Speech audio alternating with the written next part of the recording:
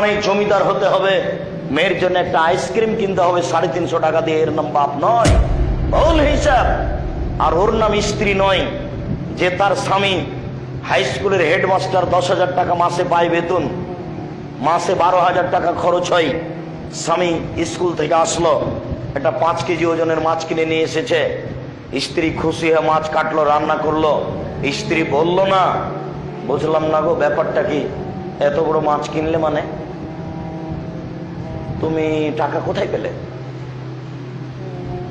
স্কুলের এক ছাত্র 3,000 টাকা দিয়েছে ফর্ম ফিলআপের জন্য, হেডমাস্টার 2,000 টাকা রেখে 1,000 টাকা নিয়ে নিয়েছে পকেটে।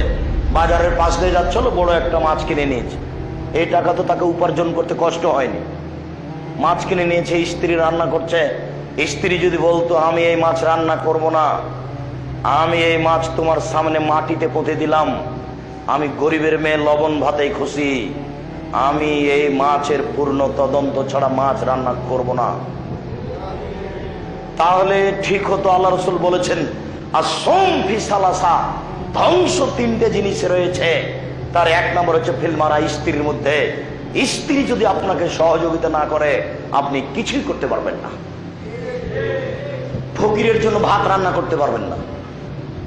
রাত 10টায় মেহমান নিয়ে গেছেন, আপনার স্ত্রীকে বললেন খালেদা একটা মেহমান ছিল, যেমন বলা একবারে নাক সিটকে দিয়ে বসলো, তুমি রাত 10টায় মেহমান নিয়ে আসো, কে রান্না করবে?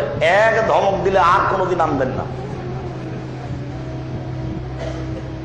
অথচ আপনাকে আমি আপনার মায়ের মতো হতে বলেছি। আপনারা ছিলেন 10 ভাই বোন, আপনার বাপ মা হলো 12 জন, আর বাড়িতে ছিল 3 জন কিষান কামলা, 15 জন। আর আপনার বাপ রাতে 2টা ফকির ধরে নিয়ে এসছেন মসজিদ থেকে, কত হলো? 17 জন। এতগুলি মানুষের ভাত রান্না করতো আপনার মা ঢেঁকিতে ধান ভেঙে। ঢেঁকি বুঝেন? ঢেঁকিতে ধান ভেঙে আপনার মা কোনো দিন ভারী মনে করেনি, কোনো দিন নয়। আজও আপনার মায়ের বয়স 80 বছর, বারান্দায় শুয়ে আছেন। যেমন আপনি আপনার স্ত্রীকে বলেছেন খালেদা মেহমান ছিল, যে মানে একবার দেখ দিয়েছে ধমক, তখন মা উঠে এসে বলছে থাক বেটা, বৌমাকে উঠেছে না বেটা, আমি তরি তরকারি গরম করে দিচ্ছি, বয়স 80 বছর।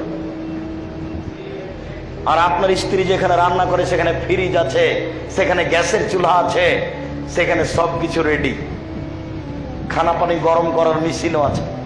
এরপরে নাক সিটকানি দেয়, এই বউকে তালাক দিতে হবে, এই বউতে সংসার চলবে না। আমি আপনাকে পরামর্শ দিয়েছি,